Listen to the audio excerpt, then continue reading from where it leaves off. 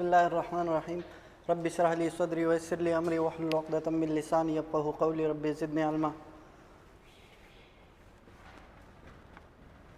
Surgery में कल हमने डिस्कस किया था approach to the scrotum swelling. तो इसमें दो तरीक़े थे, या तो हम प्रीडोमिनेंट स्वेलिंग होगी या प्रीडोमिनेंट पेन होगी। तो क्लिनिकल केस लिखते हैं, ये आप diagnose clinical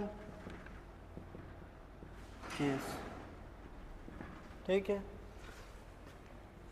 A 20-year-old male riding bicycle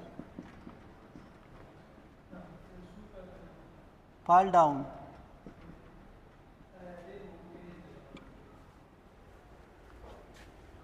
and presented to the clinic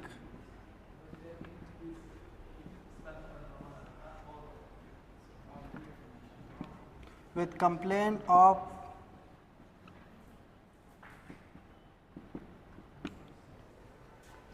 sudden intense pain, intense scrotal pain,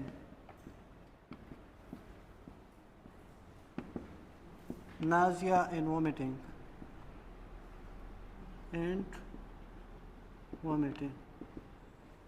On examination,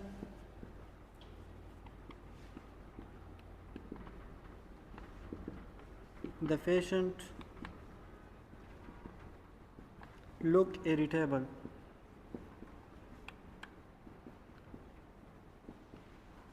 and the Prion sign is negative.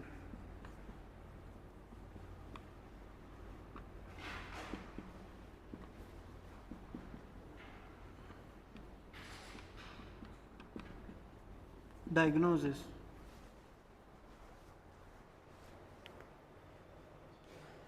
a 20-year-old male riding bicycle fell down and presented to the clinic with a complaint of sudden intense scrotal pain, nausea, vomiting. In examination, the patient looked irritable and the Prion sign is negative. इसकी diagnosis क्या हो सकती है? अच्छा, इसमें क्या है? Predominant pen है या प्रीडोमिनेंट स्वेलिंग है? देखो, अप्रोच टू, अगर स्क्रोटम स्वेलिंग है तो हम दो तरीक़ों से अप्रोच करते हैं। अप्रोच टू स्क्रोटम स्वेलिंग,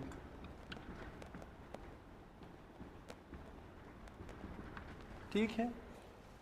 ये दो तरीक़े हैं इसके, प्रीडोमिनेंट पेन है या प्रीडोमिनेंट स्वेलिंग है।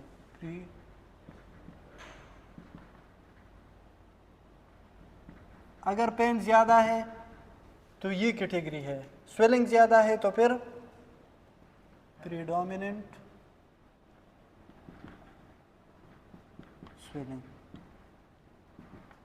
होगी। तो दोनों प्रीडोमिनेंट स्वेलिंग भी होगी, पेन भी होगी, लेकिन इस कंडीशन में पेन ज़्यादा होगी, इस कंडीशन में स्वेलिंग ज़्यादा होगी।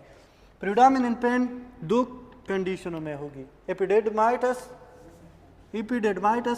और दूसरा एपिडेडिमाइटस और दूसरा टेस्टिकुलर टॉर्जन,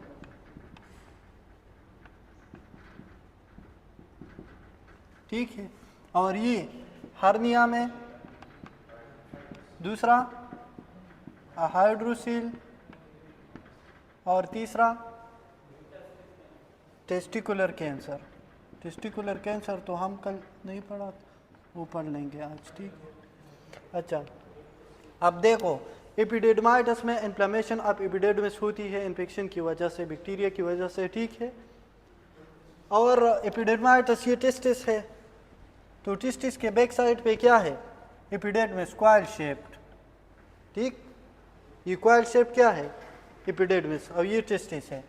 अब प्रियन साइन हम यूज़ करते हैं एपिडेडमाइटस और टेस्टिकुलर टॉर्जन को डिफरेंशिएट करने के लिए।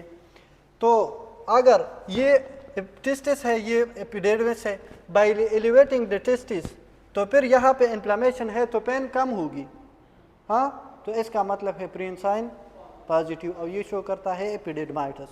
तो प्रियन साइन प्रियन साइन क्या है? प्रियन साइन हम इस तरह चेक करते हैं बाय एलिवेटिंग द टेस्टिस।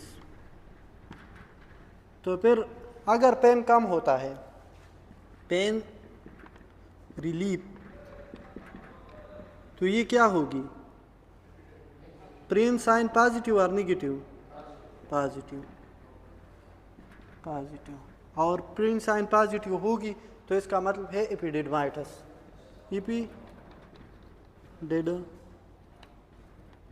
इस तरह जहन में याद रखिए, ये इसकी इन्फ्लेमेशन हो जाए, ठीक है, एपिडिडमिस की इन्फ्लेमेशन है और ये टेस्टिस इसके साथ है, तो ये टेस्टिस अगर हम इससे ऊपर कर दे तो फिर ये इन्फ्लेमेशन, दर्द कम होगी। तो प्रियन साइन पॉजिटिव और एपिडिडमिस, तो यहाँ पे प्रियन साइन नेगेटिव है, यहाँ पे प्रियन साइन क्या है? अब by elevating the testis the pain will increase. हाँ, टेस्टिकुलर टॉर्जन में क्या होता है? ये टेस्टिस है, यहाँ पे जो ब्लड्स आ गई है, नर्व ब्लड्स और डक्ट्स, तो इसका स्पर्मेटिक कार्ड है ये क्या है? Spermatic cord. अगर ये ट्विस्ट हो जाए, ये स्पर्मेटिक कार्ड इधर ट्विस्ट है, तो ब्लड सप्लाई टेस्टिस को होगी नहीं, तो ये मेडिकल इमरजेंसी है ना, इसकी वजह से टेस्टिकुलर निक्रासिस हो सकती है। अब देखो यहाँ पे ऊपर स्पर्मेटिक कार्ड की या ट्विस्ट है और फिर टेस्टी अगर हम ऊपर करते हैं तो फिर टेस्टिकुलर पेन ज़्यादा होगी, तो पेन ज़्यादा होगी तो मतलब प्रियन साइन नेगेटिव, तो ये टेस्टिकुलर टॉर्जन है। तो अब ये क्या है? इस स्टेटमेंट से पता भी चल सकता है, राइडिंग बाईसाइकिल में ज़्यादातर मसले किस चीज़ के आते हैं? टेस्टिकुलर टॉर्जन की। दूसरा, एपिडिडमाइटिस और टेस्टिकुलर टॉर्जन में फ़र्क ये है कि टेस्टिकुलर टॉर्जन में पेन सडन आते हैं और एपिडिडमाइटिस जब होती है तो इन्फ्लेमेशन आहिस्ता आहिस्ता, तो पेन स्लोली। एपिडिडमाइटिस इन्फेक्शन है तो इसमें प्योर होगी, ये इन्फेक्शन है बैक्टीरिया की वजह, तो इसमें प्योर नहीं होगी, ठीक।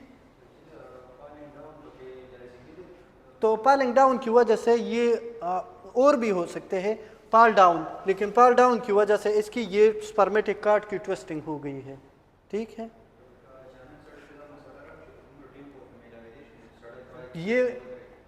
ये मेडिकल इमरजेंसी है, इसमें सडन इंटेंस सवियर पेन होता है तो नहीं कर सकते। अगर 6 आवर, तो फिर हम क्या करेंगे इसके ट्रीटमेंट? ये टेस्टिकुलर टॉर्जन है, टेस्टिकुलर टॉर्जन, तो testicular torsion is medical emergency, ठीक है, इट इज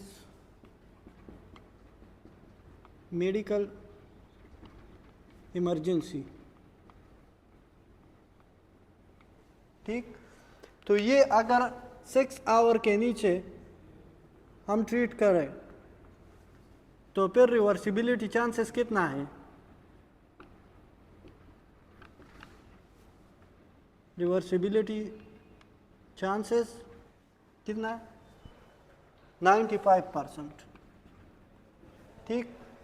अगर 6 से लेके 12 आवर के दरमियान हम ये प्रेजेंट हो जाए तो फिर रिवर्सिबिलिटी चांसेस कितने हैं? 50%, ठीक। और 12 से लेकर 24 आवर तो फिर रिवर्सिबिलिटी चांसेस कितने हैं? 20%।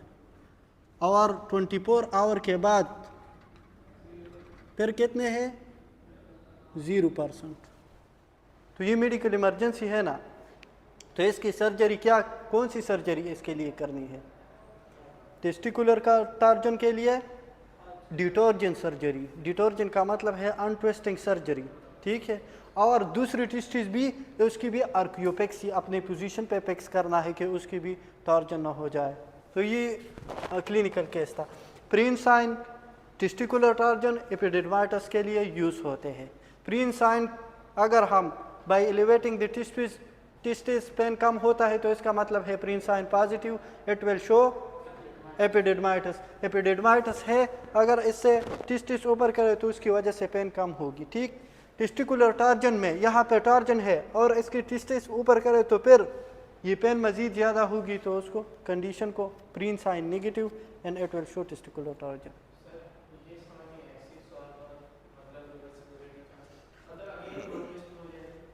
मतलब अच्छा, टिस्टिस को यहाँ पे स्पर्मेटिक कार्ड की डिटर्जन है, मतलब कट अप टेस्टिकुलर टॉर्जन में cut up blood supply to the testis, testis तक ब्लड की सप्लाई नहीं होगी तो अगर टिस्टिस को ब्लड नहीं मिलेगी, ऑक्सीजन नहीं मिलेगी, तो इसकी वजह से वो सेल की डेथ होगी, नो टेस्टिकुलर नेक्रोसिस।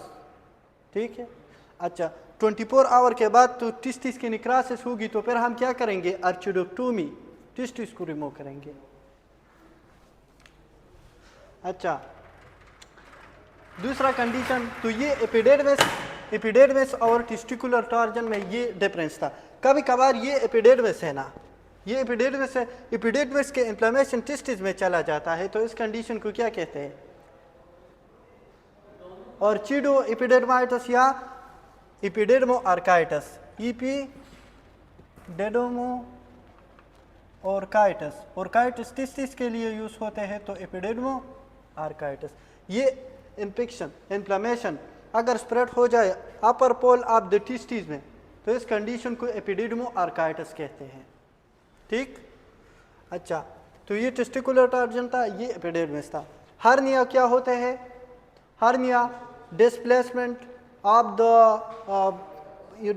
ऑर्गन या part of the organ, intestine नीचे चला जाए स्क्रोटम में, या स्टमक ऊपर डायफ्राम के ऊपर आ जाए, तो वो सारे के सारे क्या है, अपनी पोजीशन से दूसरी जगह पे चले, वो हर्निया है। हर्निया हमारे पास फिर दो टाइप के है एब्डोमिनल की, डायरेक्ट इंग्वाइनल हर्निया और indirect inguinal hernia.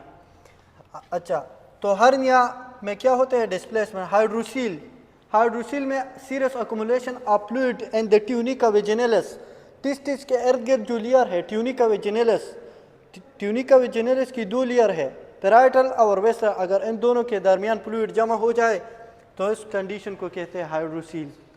Testicular cancer आज हम पढ़ेंगे। ठीक है।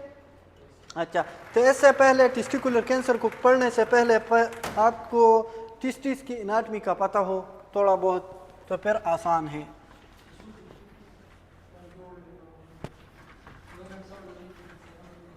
ये इसके ले लिया, ठीक है, बस वो कल हमने डिस्कस किया।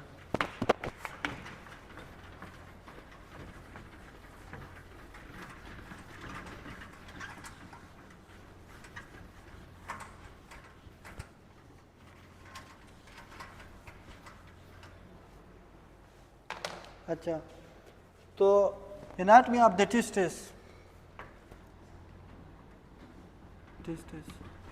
शेप, ये ओवल शेप है, टिस्टिस ओवल शेप, और टिस्टिस के इर्द गिर्द टॉप फाइब्रस कैप्सूल है, उसका नाम है ट्यूनिका अल्बुजिनिया। तो हम जो कवरिंग पढ़ते हैं टिस्टिस के ऊपर, तो covering from inside to outside. ठीक, ये टेस्टिस है, टेस्टिस के इर्द गिर्द एक टॉप फाइब्रस कैप्सूल है, इस कैप्सूल का नाम है ट्यूनिका अल्बुजिनिया, और ट्यूनिका अल्बुजिनिया ट्यूनिका वेजिनलिस की प्रासोविसरल लेयर की एक्सटेंशन है।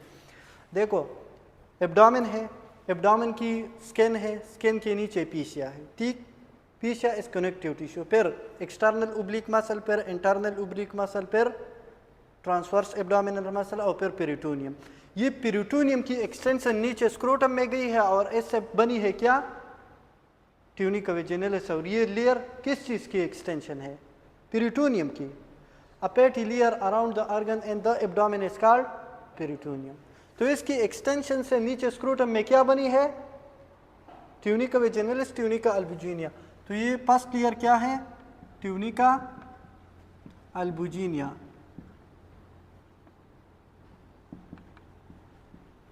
Top fibrous capsule, top fibrous capsule. ये दूसरा क्या है, ट्यूनिका वेजिनेलिस।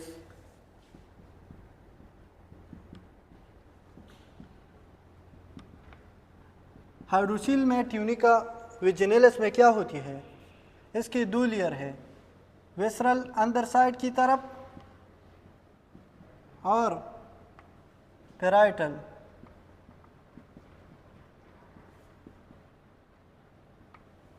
इससे बहुत ज़्यादा एमसीक्यूज आएगी, तो ये टॉपिक इसकी एनाटॉमी है, लेकिन फिर भी अगर ये आपको याद ना हो तो एमसीक्यूज इसके नहीं कर सकते। ठीक, ये ट्यूनिका वेजिनेलिस की दो लेयर है, वेसरल लेयर, पेराइटल लेयर।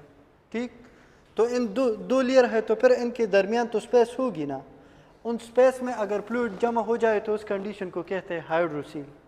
ठीक, अच्छा, तो ट्यूनिका वेजिनेलिस, इसके बाद ट्यूनिका वेजिनेलिस की दो लेयर है, तो पहला लेयर और दूसरा। ठीक, और इनके दरमियान अगर फ्लूइड जमा हो जाए तो हाइड्रोसील। हाइड्रोसील हमारे पास इन्फेक्शन की वजह से हो सकती है, और कभी कभार ये पेरिटोनियम है, तो पेरिटोनियम जब स्क्रोटम में जाएगी तो उसको कहते हैं प्रोसेस वेजिनेलिस, और प्रोसेस वेजिनेलिस फिर ख़त्म होते हैं एब्डोमेन की तरफ जो है वो ख़त्म होते हैं, और डिस्टल साइड्स पे उसकी ट्यूनिका वेजिनेलिस उससे बनते हैं। ठीक है, प्रोसेस वेजिनेलिस जब नीचे, पेरिटोनियम जब नीचे स्क्रोटम में जाती है तो प्रोसेस वेजिनेलिस उसे कहलाता है। प्रोसेस वेजिनेलिस ख़त्म होती है। ठीक है, प्रोसेस वेजिनेलिस एब्डोमेन की तरफ जो है वो ख़त्म होती है, और नीचे डिस्टल पोर्शन में उससे ट्यूनिका वेजिनेलिस बनती है। इसके बाद क्या है, third internal spermatic fascia. Internal spermatic fascia. अब ये किस चीज़ की एक्सटेंशन है, तो ये पीशिया ट्रांसवर्सेलिस। पीशिया एब्डोमेन में पीशिया ट्रांसवर्सेलिस है, तो ये किस चीज़ की है, पीशिया ट्रांसवर्सेलिस। अच्छा, और इसके बाद क्या है, क्रीमिस्टेरिक मसल एंड पीशिया। क्रीमिस्ट मतलब मसल है, और मसल राउंड हो गई है किस चीज़, मसल इज एम्बेडेड इन पीशिया। हाँ, तो इसके बाद क्या है, क्रीमिस्टेरिक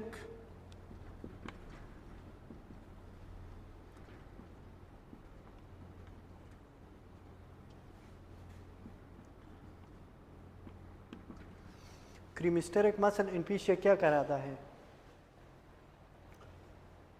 क्रीमिस्टेरिक रिफ्लेक्स।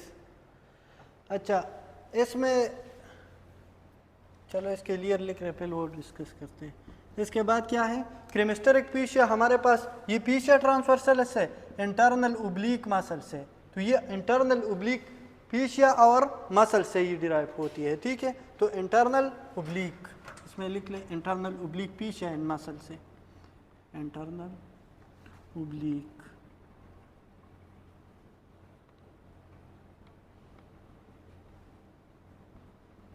अच्छा, और इसके बाद क्या है, क्रीमिस्टेरिक पीशिया, एक्सटर्नल स्पर्मेटिक पीशिया।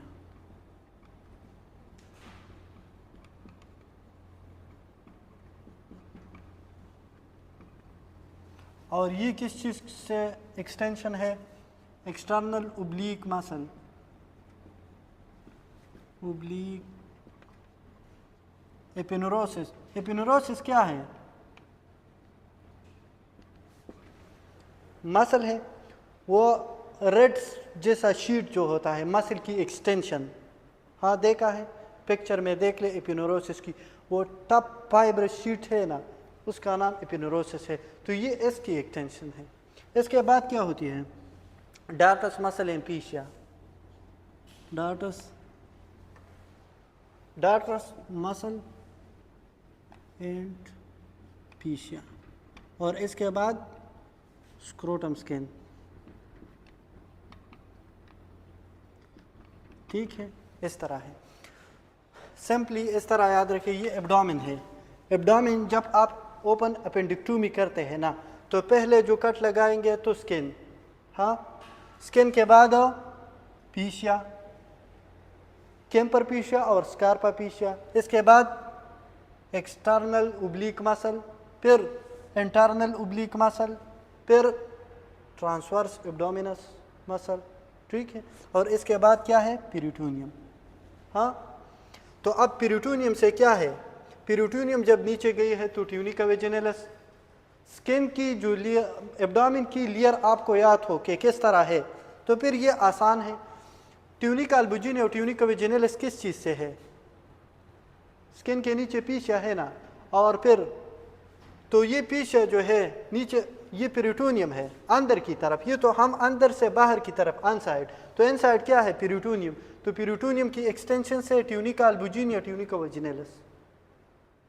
और फिर क्या है, इंटरनल उब्लीक। हाँ, तो इंटरनल उब्लीक से क्या है, इंटरनल उब्लीक से पीछे फिर ट्रांसवर्स एब्डोमिनस है, तो पीछे ट्रांसवर्सेलस से हमारे पास ये, हाँ, और फिर इसके बाद इंटरनल उब्लीक है तो ये एक्सटर्नल उब्लीक से ये, ठीक है। अच्छा, डार्टोस्पीशिया तो हमने पढ़ा था, dartos fascia is the extension of Scarpa पीशिया।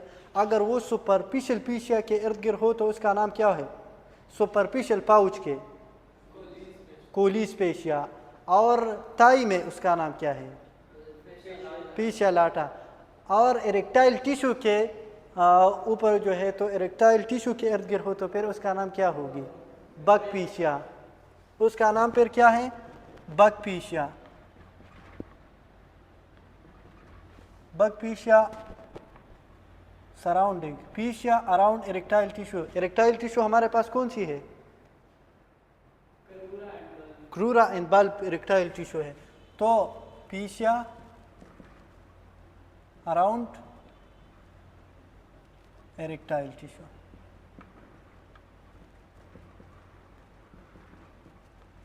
Simple है। अब देखो, क्रीमिस्टेरिक मसल, क्रीमिस्टेरिक रिफ्लेक्स इस तरह होता है, ये मीडियल साइड पे इस तरह टच करे, पिंचिंग या स्ट्रोक, स्ट्रोक का मतलब है जेंटली रब, तो स्ट्रोक या पिंच की वजह से आप इस तरह करें तो ये टेस्टिस ऊपर हो जाते हैं, खुद बहुद ये टेस्टिस ऊपर कर देते हैं, तो इस कंडीशन को कहते हैं कि क्रीमिस्टेरिक रिफ्लेक्स। समझ गए? अच्छा, अब आप बताएं टेस्टिकुलर टॉर्जन में क्रीमिस्टेरिक रिफ्लेक्स होगी या नहीं,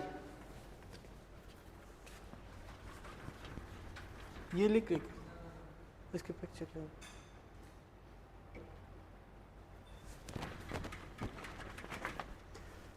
देखो ये टेस्टिकुलर टॉर्जन में स्पर्मेटिक कॉर्ड की ट्विस्टिंग होती है और ये टेस्टिस है, ठीक। अच्छा, तो ये टेस्टिस को सप्लाई कर देता है, मतलब क्रीमिस्टेरिक मसल को भी सप्लाई करता है। इसमें एक नर्व है जिसका नाम है जिनेटोफेमोरल नर्व, इसमें कौन सी है, ब्लड वेसल है, टेस्टिकुलर आर्टरी है, इसमें आर्टरीज है, और क्या है, जिनेटोफेमोरल नर्व। मुश्किल है? अच्छा, आर्टरी है और जेनेटोफेमोरल नर्व। अब अगर इस मसल को ब्लड सप्लाई कम है, हाँ, तो ये मसल रिफ्लेक्स करेगी। क्रीमिस्टेरिक रिफ्लेक्स के लिए तो मसल की मूवमेंट चाहिए ना, तो क्रीमिस्टेरिक reflex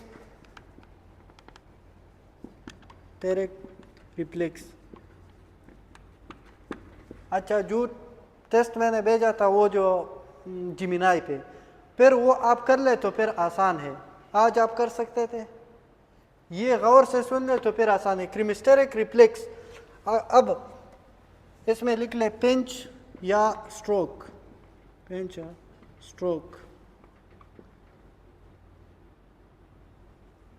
interior of thigh, interior या मीडियल ऑफ थाई,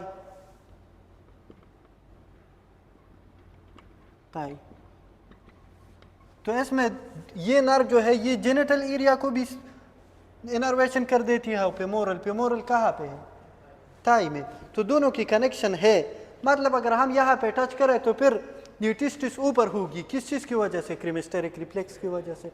तो कौन सी नर्व इसमें इन्वॉल्व है, जेनिटोफेमोरल नर्व, और ये एमसीक्यूज था इनारी में पिछले। जेनिटोफेमोरल नर्व ये जेनिटल को भी सप्लाई कर देती है और फेमोरल को, मतलब थाई और जेनिटल एरिया में कुछ ना कुछ कनेक्शन है। अगर ये नर्व सेंसरी इंफॉर्मेशन ले जाए, हम पिंच करें थाई की मीडियल साइड को, तो ये सेंसरी इंफॉर्मेशन ले जाती है और इसकी वजह से क्रीमिस्टेरिक मसल कॉन्ट्रैक्ट होती है और ये टेस्टिस को ओपन कर देती है। कोल्ड कंडीशन में इसमें लिख ले, अच्छा, इन कोल्ड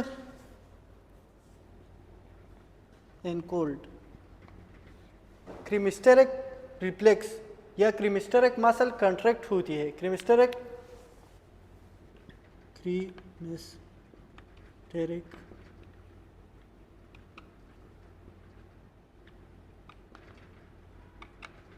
तो इसकी वजह से टेस्टिस ऊपर की तरफ जाती है, testis upward and close to the body.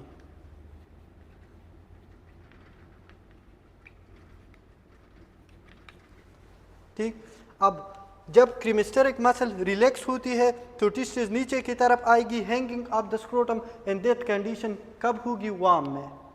तो कोल्ड में, वार्म में लिख ले इसकी अपोजिट होती है। इन वार्म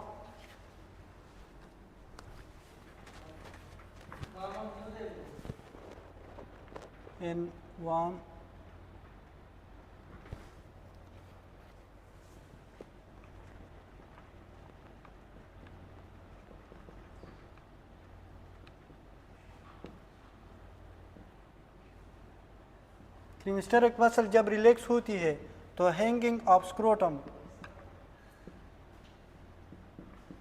और इसकी वजह से क्या होती है? ये वार्म कंडीशन में होती है। टेस्टिस अब बॉडी के तरफ नहीं, क्लोज नहीं, वो अवे फ्रॉम द बॉडी होती है। Testis away from the hanging of the scrotum. बस ठीक है, इस तरह लिख ले। अच्छा, पहले टेस्टिस बनते हैं एब्डोमेन में, टेस्टिस बनते हैं एब्डोमेन में, फिर near to the birth testis descent. अच्छा, इस तरह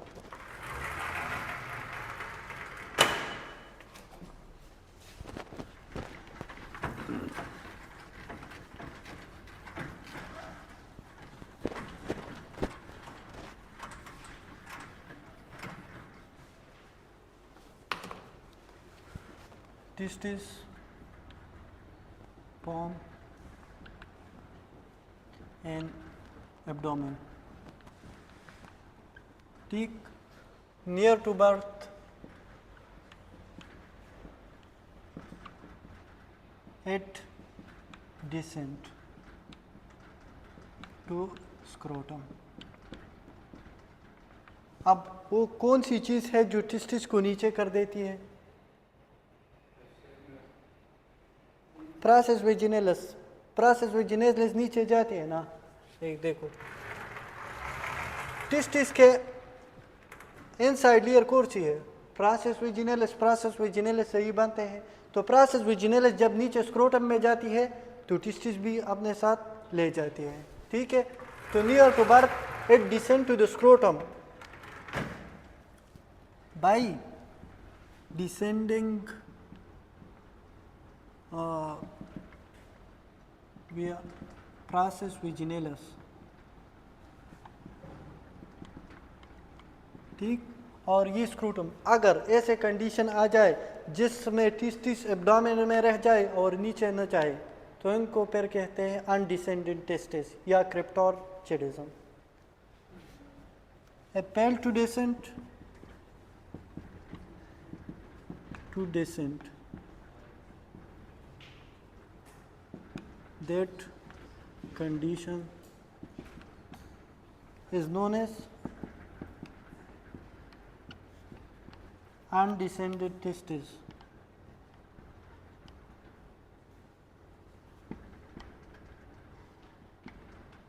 और इसका दूसरा नाम है क्रिप्टोरचिडिज्म।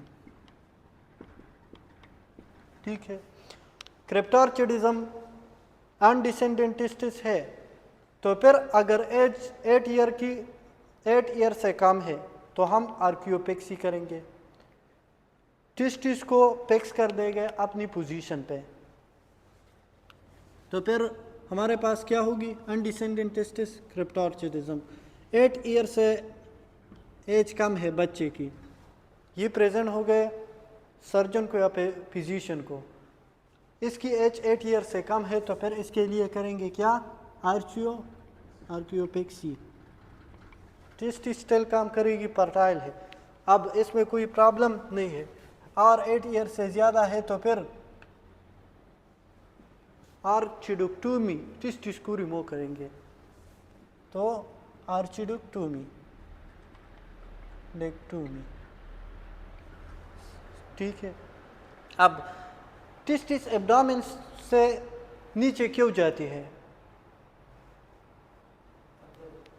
टेस्टिस के लिए, अच्छा, for sperm formation testis work best at temperature 1 degree less than the abdominal temperature, ठीक है। तो इसलिए टेस्टिस नीचे जाती है स्क्रोटम की तरफ।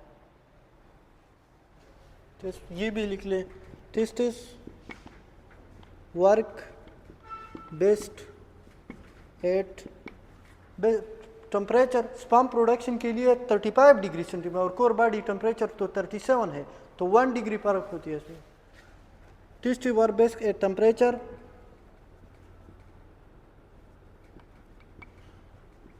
1 डिग्री लेस देन एब्डोमिनल या बॉडी टेम्परेचर, एब्डोमिनल टेम्परेचर, ठीक है। अच्छा, इसके पिक्चर में,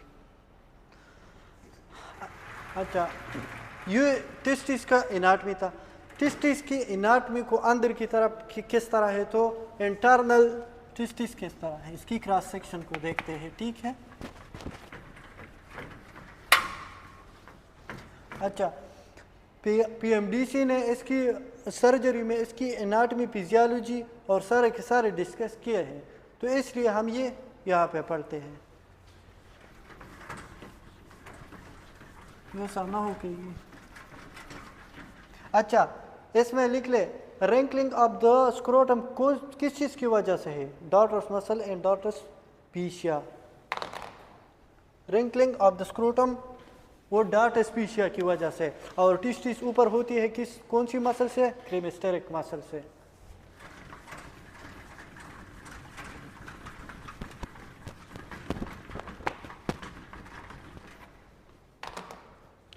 ये डॉटर्स मसल पीशिया, ये क्या कराता है, रिंकलिंग ऑफ स्क्रोटम, स्क्रोटम की स्किन को ये रिंकल कर देती है, ठीक है। अच्छा, अब internal testis, internal side, internal cross section इसकी किस तरह है, तो ये इसको गौर से देखें, ये हमारे पास क्या है, टेस्टिस है। टेस्टिस में, हर एक टेस्टिस में हमारे पास ल्यूब्यूल होता है, एक टेस्टिस में 200 से लेकर 300 ल्यूब्यूल होता है, ठीक है। तो इसमें लिख ले, ईच टेस्टिस कंटेन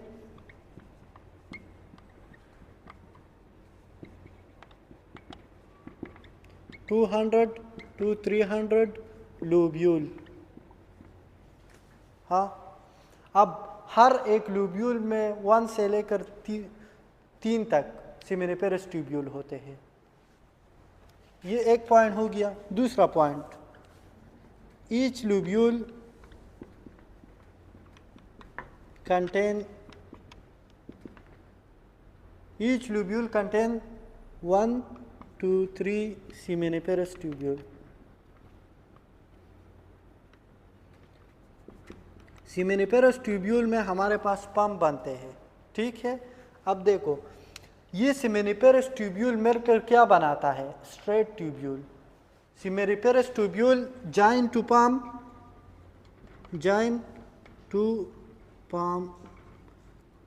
क्या बनाता है, स्ट्रेट ट्यूब्यूल, स्ट्रेट ट्यूब्यूल। और स्ट्रेट ट्यूब्यूल मिलकर क्या बनाते हैं, रेटिटेस्टिस। रेटी का मतलब है नेट, ठीक है। तो जब स्ट्रेट ट्यूब्यूल ये क्या बनाते हैं? रेटिटेस्टिस। अब और रेटिटेस्टिस मिलकर क्या बनाते हैं? एपरेंट डक्ट्यूल, एपरेंट डक्ट्यूल और एपरेंट डक्ट्यूल फिर एपिडेर्मिस में। यहाँ ये टेस्टिस है, तो ये सारे प्रोसेस, यहाँ पे स्पर्म की फॉर्मेशन हो गई है। सेमिनिफेरस ट्यूब्यूल में हमारे पास क्या होते हैं? स्पर्मेटोगोनियम, स्पर्मेटोगोनियम यहाँ तो इसमें स्टेम सेल है स्पर्मेटोगोनियम, तो स्पर्म की प्रोडक्शन होती है। जब स्पर्म की प्रोडक्शन होती है तो स्ट्रेट ट्यूब्यूल में फिर जाते हैं, इसके बाद रेटिटेस्टिस में, और फिर एपरेंट डक्ट्यूल। यहाँ पे फिर एपिडेर्मिस है ना, एपिडेर्मिस में स्पर्म की स्टोरेज होती है और मेचुरेशन होती है। तो फिर ये कहाँ पे जाती है? एपिडेर्मिस में, एपिडेर्मिस। अब एपिडेर्मिस से फिर ये चला जाता है वाज डिफरेंस या डक्टस डिफरेंस। तो दो नाम है, वाज डिफरेंस या डक्टस डिफरेंस, ठीक है। और डक्टस डिफरेंस के बाद इजैकुलेटरी डक्ट में ये जाते हैं, इजैकुलेटरी डक्ट। और इजैकुलेटरी डक्ट के बाद कहाँ पे? यूरेथ्रल ओपनिंग के थ्रू बाहर, आउट फ्रॉम, ये यूरेथ्रा में जा, यूरेथ्रा, और फिर आउट थ्रू पेनिस ओपनिंग, ठीक। अच्छा, यहाँ पे हमारे पास पहले क्या है? Seminiferous tubule. सेमिनिफेरस ट्यूब्यूल में हमारे पास स्पर्म की प्रोडक्शन होती है, spermatogenesis. The process of formation of spermatid is called spermatogenesis. जब स्पर्मेटिड से स्पर्म बनती है तो उसको स्पर्मियोजेनेसिस कहते हैं। स्पर्मेटिड हमारे पास मूवमेंट नहीं कर सकते, इसमें जब टेल लग जाती है तो फिर स्पर्म मूवमेंट कर सकती है इस कंडीशन, तो फिर वो प्रोसेस को स्पर्मियोजेनेसिस कहते हैं। यहाँ पे ये क्या है? सेमिनिफेरस ट्यूब्यूल है, सेमिनिफेरस ट्यूब्यूल, ठीक है। और ये मिलकर क्या बनाता है? Joined to form, straight tubule, straight tubule. और स्ट्रेट ट्यूब्यूल फिर क्या बनाते हैं? Rete testis, rete testis. और रेटिटेस्टिस फिर क्या बनाते हैं? Duct, efferent डक्ट्यूल।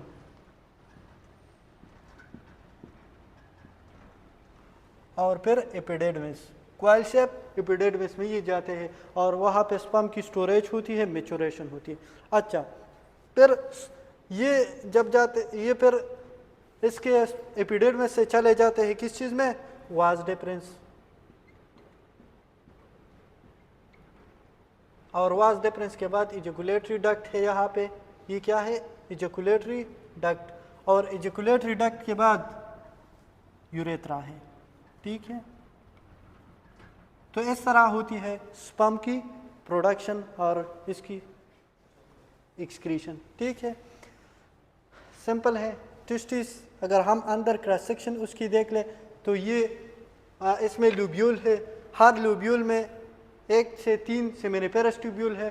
सेमिनिफेरस ट्यूब्यूल में हमारे पास स्पर्म की प्रोडक्शन होती है। जब स्पर्म की प्रोडक्शन हो जाए तो ये स्ट्रेट ट्यूब्यूल में चले जाता है, फिर रेटिटेस्टिस, एपरेंट डक्ट्यूल में, और एपिडेर्मिस में फिर लास्ट में स्टोर होते हैं, ठीक।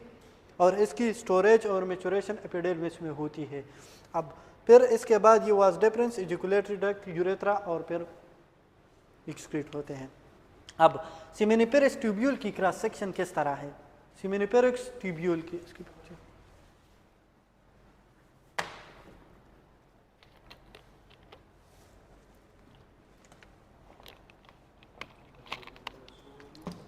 हाँ,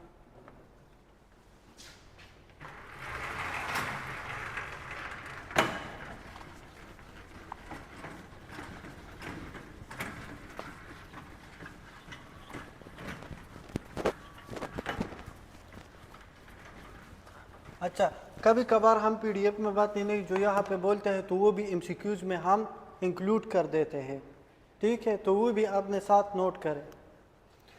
अच्छा, क्रॉस सेक्शनल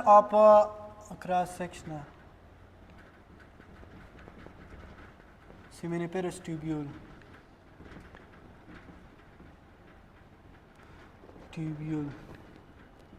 इसको गौर से देखें, ठीक है। ये हमारे पास सेमिनिफेरस ट्यूब्यूल है, तो इसमें हमारे पास 3 किस्म के सेल हैं। एक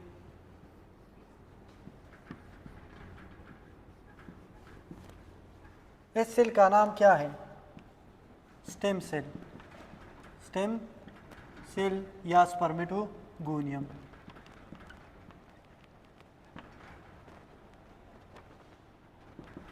और स्पर्मेटोगोनियम डिप्लॉयड है, 2n है, और इससे क्या बनते हैं? स्पर्म, ठीक। यहाँ पे एक और टाइप की सेल है और इस सेल का नाम है Sertoli cell. Sertoli cell nourishment provide कर देती है, एनर्जी देती है, तो इसलिए इसको हम नर सेल भी कह सकते हैं। नर सेल ये क्या कर देता है? Provide support and nourishment to the testis और प्रोवाइड एनर्जी एंड सपोर्ट। इन सेल को सपोर्ट और एनर्जी कौन देती है? तो सर्टुली सेल। इसमें एक और टाइप की सेल है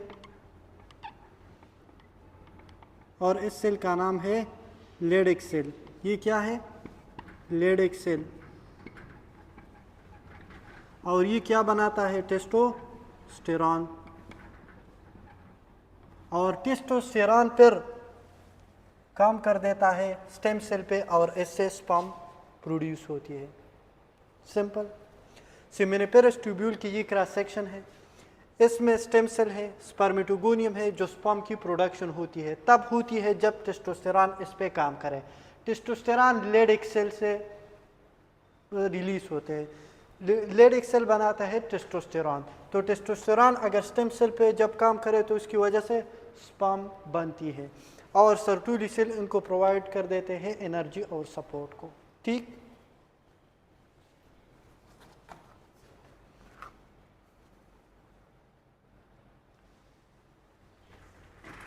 अच्छा, टेस्टिकुलर कैंसर।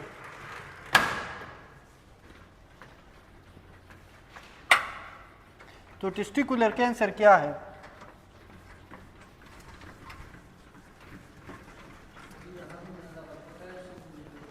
क्या? अच्छा, हर्निया की टाइप।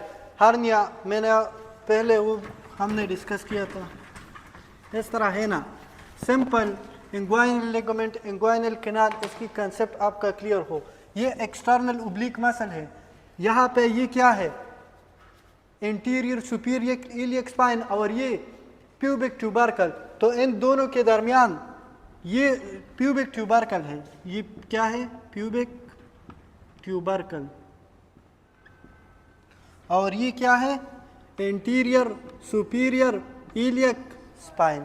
तो ये एक्सटर्नल ओब्लिक मसल जब नीचे आ गई है ना, तो ये इस तरह इसकी रोटेशन हो गई है, इस तरह, हाँ। तो ये इसको हम फिर कहते हैं इंग्वाइनल लिगामेंट। ये एक्सटर्नल ओब्लिक मसल जब यहाँ से इन दोनों से रोटेट हो गई है ना, तो इसका नाम है इंग्वाइनल लिगामेंट। Inguinal ligament. अच्छा, और यहाँ पे ये कैनाल है, तो इस कैनाल का नाम क्या है? Inguinal canal. Inguinal canal. तो एक एमसीक्यूज लिख ले, scrotum is connected to the abdomen with inguinal canal, ठीक है। स्क्रोटम नीचे है और एब्डोमेन ऊपर है। कभी कभार इंटेस्टाइन इस इंग्वाइनल कैनाल के थ्रू नीचे स्क्रोटम में चले जाते हैं। इनको इनडायरेक्ट हार्निया या डायरेक्ट हार्निया?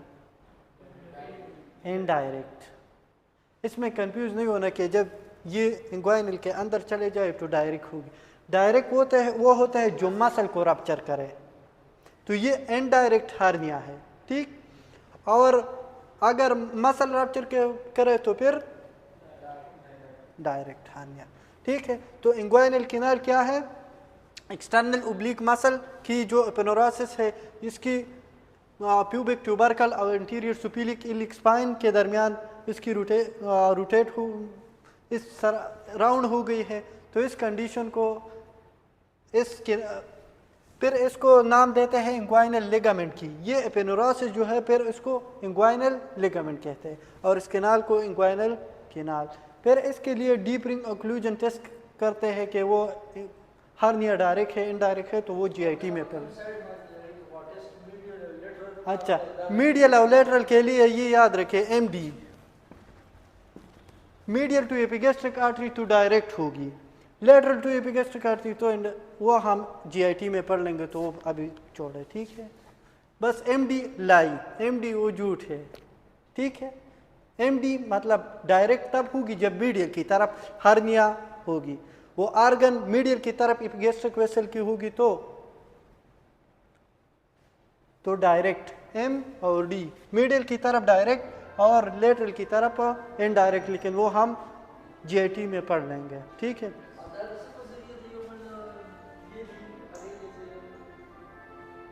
Epigastric vessel. अच्छा, तो टेस्टिकुलर कैंसर पढ़ लेते हैं।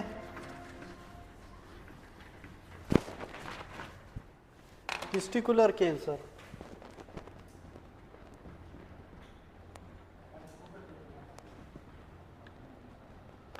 बोलिए।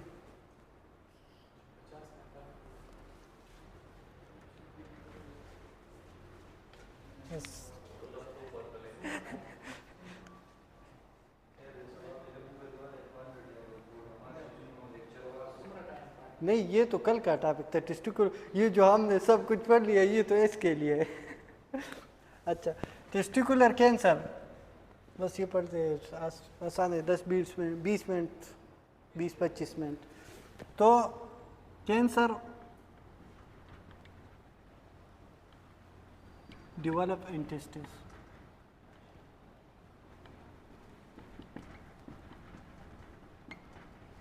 अच्छा, तो इसमें हमारे पास मेनली 2 टाइप है, germ cell tumour, non germ cell tumour, ठीक है। अब यहाँ पे कितने सेल है? स्टेम सेल, ये एक स्पर्मेटोगोनियम है, देखो cross section of spermeniferous tubule, एक स्टेम सेल है स्पर्मेटोगोनियम, ये स्टेम सेल है। इससे कैंसर निकले तो इसको हम कहेंगे क्या? Germ cell tumour. और सर्टुली सेल या लेडिक सेल से निकले तो फिर नॉन जर्म सेल ट्यूमर। 95% हमारे पास जर्म सेल ट्यूमर होता है। टिस्टी के कैंसर हमारे पास 95% ये होता है, 5% सर्टुली या लेडिक सेल से होता है, वो नॉन जर्म सेल ट्यूमर है।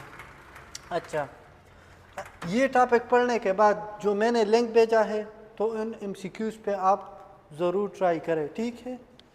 अच्छा, cancer they develop in the testis. अब ये पीक एज इनकी होती है 15 से लेकर 35 ईयर तक, तो पीक एज चांसेस यहाँ पे ज़्यादा है, 15 से लेकर 35 ईयर। टाइप में लिख ले टाइप्स, एक होता है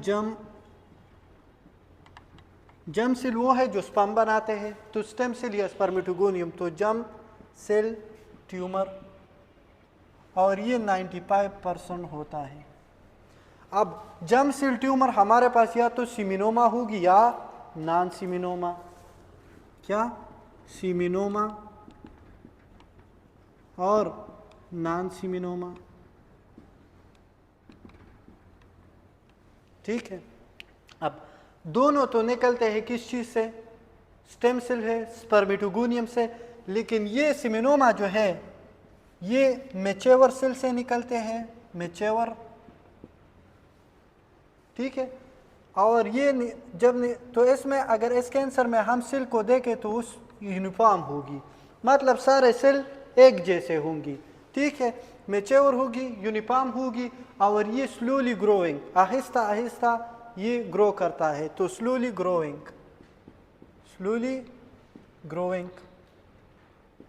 और ये स्प्रेड होता है लिम्फेटिक के थ्रू, ठीक है। तो इसमें तीसरा पॉइंट लिख लें, स्प्रेड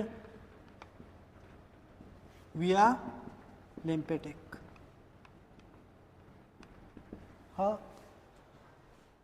अब ये नॉन सिमोनोमा जो है ये इमेच्योर सेल से निकलते हैं, इमेच्योर, और इमेच्योर तो इसका मतलब है कि पास्ट ग्रोइंग, और ये मिक्स सेल टाइप इसमें होगी। अगर हम ये सिमिनोमा कैंसर देखें तो सेल एक जैसे होंगी, नॉन सिमिनोमा में मिक्स सेल टाइप मुख्तलिफ किस्म सेल एक जैसे नहीं होंगी, तो मिक्स सेल टाइप होगी और पास्ट ग्रोइंग होगी, पास्ट ग्रोइंग। अब और ये जो है ये हेमाटोजीनियस रूट के थ्रू स्प्रेड विया हेमाटोजीनियस रूट।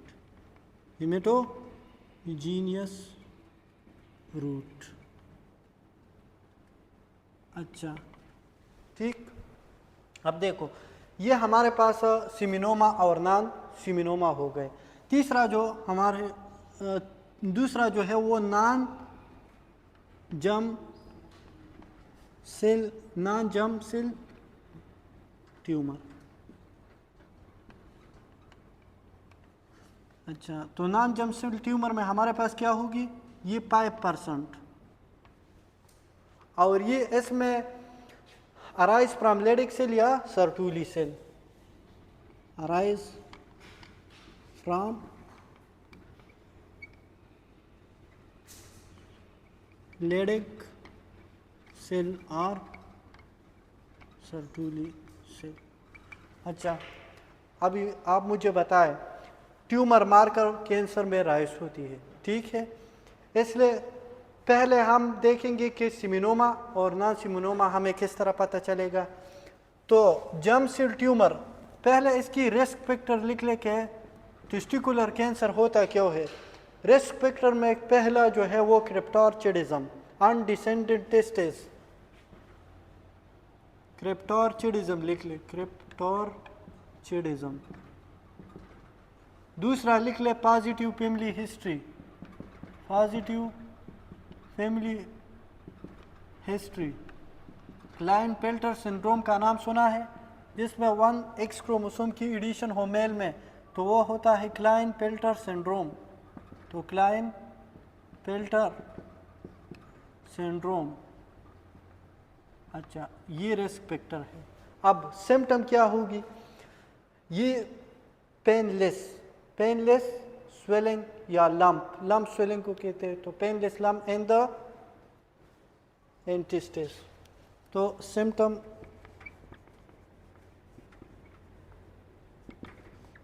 इसमें लिख ले, पेनलेस लम्प और स्वेलिंग इन टेस्टिस। कैंसर अगर आप ट्यूमर है और ट्यूमर जब आप पाल्पेट करें वो नॉन टेंडर हो, मतलब पाल्पेशन पे उस पर दर्द न हो, तो वो ज़्यादातर चांसेस है कि वो कैंसर होगी। दूसरा, पेनलेस लम्प या swelling in the feeling of heaviness in scrotum. Lump है तो हीवीनेस होगी, ठीक है। तो इसके लिए इन्वेस्टिगेशन हम किस तरह करेंगे, इसकी पिक्चर लें।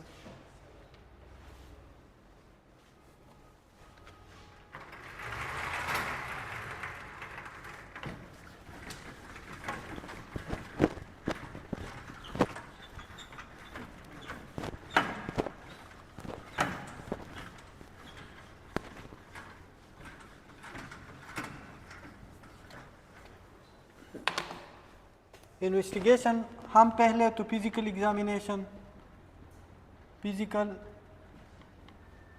एग्जामिनेशन करेंगे। अगर ट्यूमर है तो फिर हम स्क्रोटल अल्ट्रासाउंड करेंगे, और तीसरा हम ट्यूमर मार्कर चेक करेंगे ब्लड टेस्ट, ब्लड में, तो ट्यूमर मार्कर। अच्छा, तो ट्यूमर मार्कर ब्लड टेस्ट, ठीक है। अब हमारे पास नॉन सिमिनोमा, पहले सिमिनोमा लिख लें। सिमिनोमा में हमारे पास जो ट्यूमर मार्कर हम चेक करते हैं वो beta human chorionic gonadotropin, beta HCG, beta human chorionic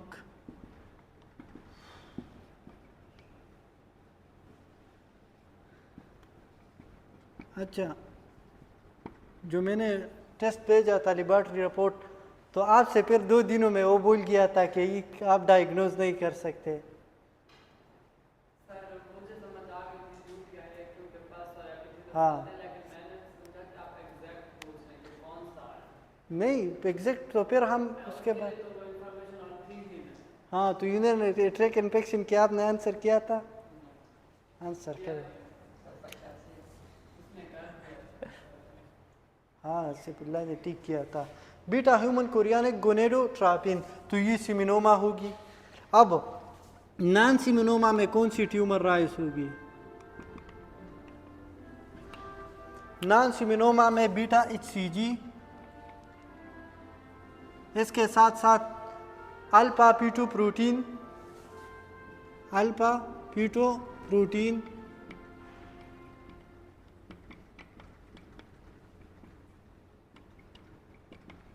और इसके साथ साथ लैक्टेट डिहाइड्रोजिनेज LDH,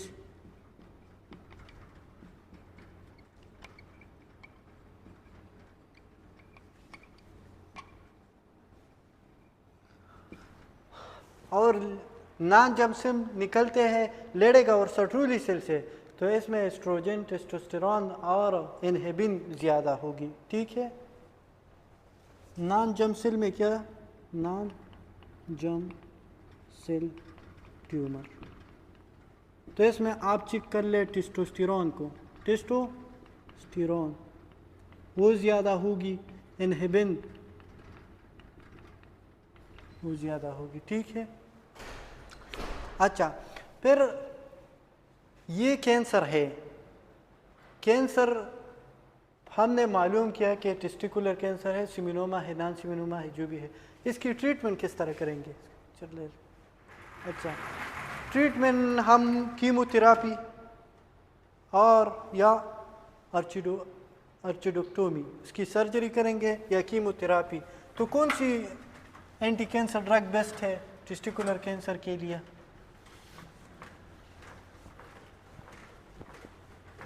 हम ड्रग एंटी कैंसर इसलिए कि पता हो कि ये कौन कौन सी ड्रग है, लेकिन ये उसकी जो सर्जन होता है, स्पेशलिस्ट होता है, तो कैंसर ड्रग वो देते हैं।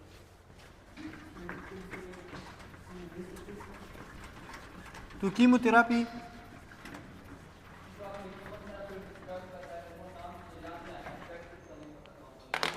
क्या?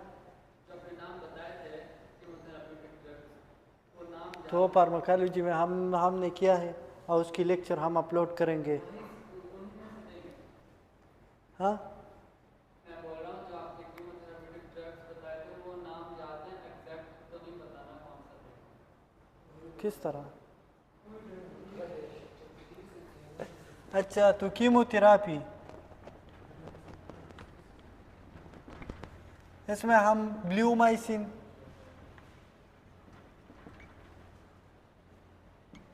इटोपोसाइड, सिस्प्लाटिन, और इसकी सर्जरी भी कर सकते हैं, ठीक है, या इसकी सर्जरी करते हैं, लेकिन ये गुड प्रोग्नोसिस है। अब हम एक कंडीशन पढ़ा था पाइमोसिस और दूसरा, तो इन दोनों में डिफरेंस क्या है? पाइमोसिस और पैरापाइमोसिस सिंपल है, ये पेनस है और ये ग्लैंस पेनस है।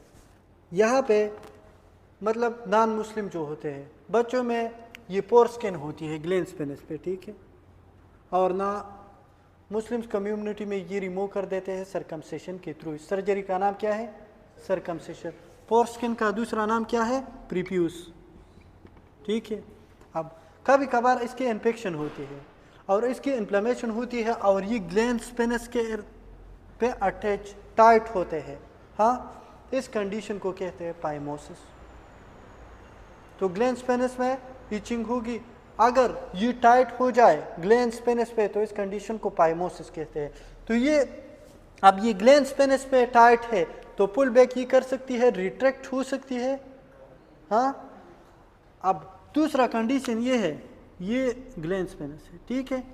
अब ये प्रीप्यूस जो है ना, ये रिट्रैक्टेड स्टेट में इस तरह यहाँ पे होती है, रिट्रैक्टेड ग्लैंड्स पेनिस पे नहीं, ये रिट्रैक्टेड कंडीशन में होती है। जब ये रिट्रैक्टेड हो तो ग्लैंड्स पेनिस तक ब्लड की सप्लाई कम होगी, हाँ, तो इस कंडीशन को कहते हैं पैरापाइमोसिस।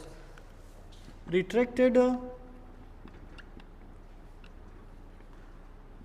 पोर स्किन, और इसमें इस्कीमिया टू ग्लैंड पेनिस।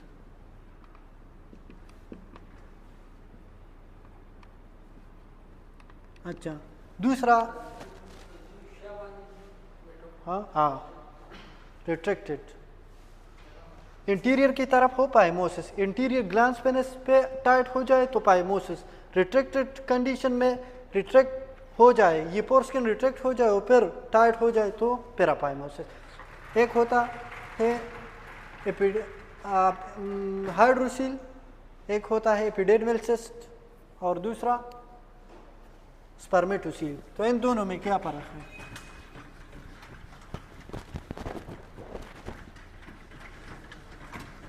बस खत्म।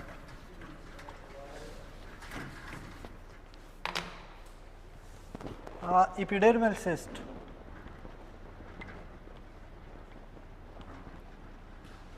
और वीएस स्पर्मेटोसील।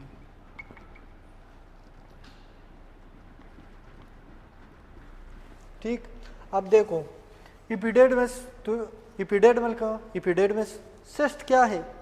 सिस्ट सेक, ये क्या है? एक तीली है। सिस्ट एक तीली है जिसमें फ्लूइड हो या सेमी सॉलिड मटेरियल हो, कभी कभार इसमें गैसेस भी होती है। सो सिस्ट क्या है? एक सेक है, एक तीली है। सेक, और इसमें क्या होती है? सीमी, इसमें फ्लूइड होती है, फ्लूइड पेल्ट।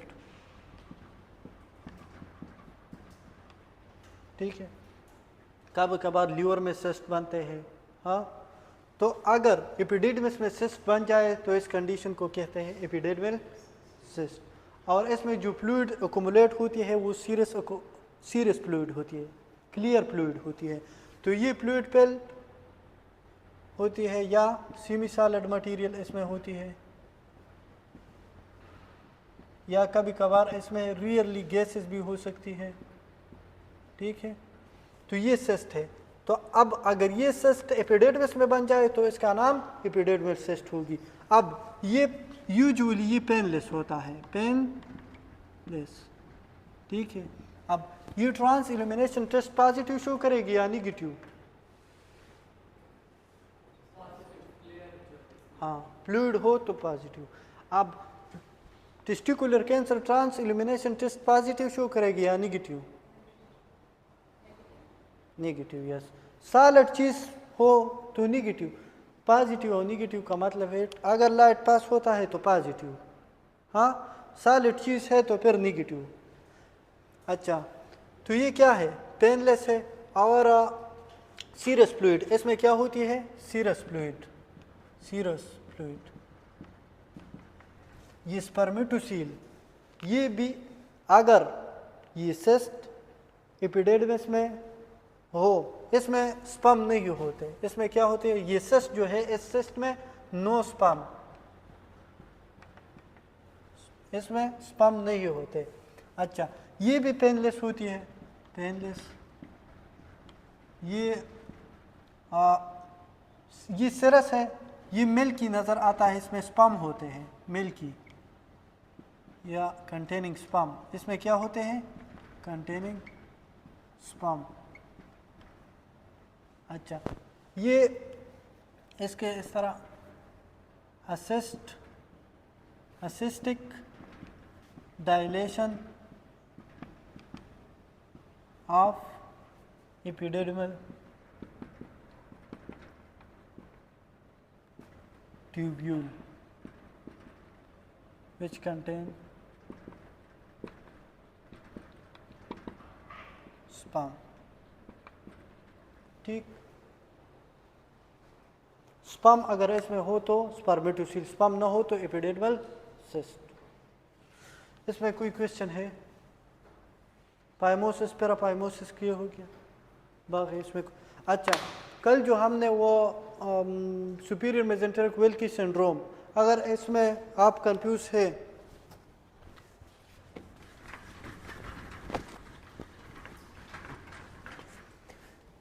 ये एब्डोमिनल एओर्टा है, एब्डोमिनल एओर्टा डायफ्राम के नीचे, फिर T12 रीजन पे, T12 रीजन पे, L1 पे और L3 पे 3 आर्टरी निकली है। एक है सीलिक ट्रंक और दूसरा सुपीरियर मेजेंटेरिक आर्टरी और इंफीरियर मेजेंटेरिक आर्टरी। ठीक है, अब ये निकली है L1 रीजन पे, तो इन दोनों के दरमियान एंगल है, इस एंगल को कहते हैं, ये एओर्टा है तो एओर्टो मेजेंटेरिक एंगल, और ये नॉर्मली 38 से लेकर 65 डिग्री तक होती है। अब अगर एबनॉर्मल रिडक्शन ऑफ वेट हो जाए तो पेरिटोनियम भी लॉस होगी, पेरिटोनियम भी ख़त्म होगी, वेट रिडक्शन हो जाए या जो भी काजेस हो, लेकिन ये एंगल कम हो जाए, 25 डिग्री से कम हो जाए, तो फिर कभी कभार ये ड्यूडिनम को कंप्रेस कर देती है, ड्यूडिनम कंप्रेस कर देती है। ये एंगल जब 25 से कम हो जाए तो ये ड्यूडिनम को कंप्रेस कर देती है, third part of the duodenum, यहाँ पे ड्यूडिनम की थर्ड पार्ट है, तो इस कंडीशन को Wilkie syndrome, cast syndrome, superior mesenteric artery syndrome, arterio mesenteric duodenal compression syndrome कहलाता है। फिर अगर ड्यूडिनम का कंप्रेस हो जाए तो गैस्ट्रिक की जो आउटलेट है, गैस्ट्रिक आउटलेट ऑब्स्ट्रक्शन होगी, फूड नीचे नहीं जाएगी तो वॉमिटिंग होगी, और वो इंटरनल मेडिसिन में हम पढ़ लेंगे कि क्या क्या। अब यहाँ पे राइट रीनल वेन डायरेक्ट गई है इंफीरियर वेना के हुआ, लेफ्ट रीनल वेन भी इधर से गुजरा है, तो कभी कभार लेफ्ट रीनल वेन भी एंट्रैप होती है इस एंगल में। अगर लेफ्ट रीनल वेन एंट्रैप हो जाए तो वो भी हम कल डिस्कस किया था कि लेफ्ट रीनल वेन में गोनेडल वेन अपने ब्लड को डालती है, गोनेडल वेन या टेस्टिकुलर वेन, तो बैकवर्ड प्रेशर जाएगी किस चीज़ पे? स्क्रोटम में। हाँ, और स्क्रोटम में छोटे छोटे वेन हैं, उसने क्या बनाया है? पिम्पिनिपाम प्लेक्सिस, पिम्पिनिपाम वेनस प्लेक्सिस। तो जब बैकवर्ड प्रेशर आएगी और पिम्पिनिपाम वेनस प्लेक्सिस को डायलेट करे तो बैग ऑफ वार्म नज़र आएगी, इस कंडीशन को वेरिकोसील कहते हैं, वो कल हमने डिस्कस किया है ऑलरेडी।